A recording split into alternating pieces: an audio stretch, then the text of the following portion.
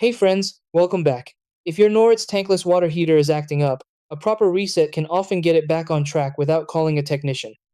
The reset process depends on your specific Noritz model, because not all units include a physical reset button.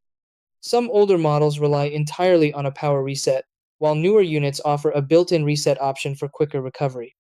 If your Noritz heater does not have a reset button, start by turning off power at the circuit breaker and shutting off the gas supply. Leave the unit powered down for a few minutes to allow the internal system to fully clear, then restore gas and electrical power.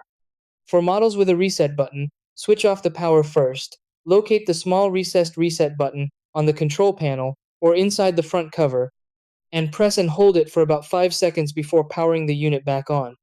Modern Noritz systems, including smart models with Bluetooth or app support, also provide diagnostic alerts that make troubleshooting easier. Error codes displayed on the unit help pinpoint problems quickly.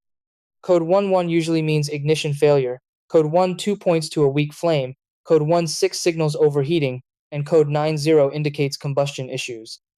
Many of these errors are linked to maintenance problems rather than component failure. Routine care plays a huge role in preventing resets altogether. Regular descaling, cleaning the cold water inlet filter, and inspecting internal parts are especially important in hard water areas. While homeowners can handle basic upkeep, annual professional servicing helps maintain efficiency and extends the heater's lifespan.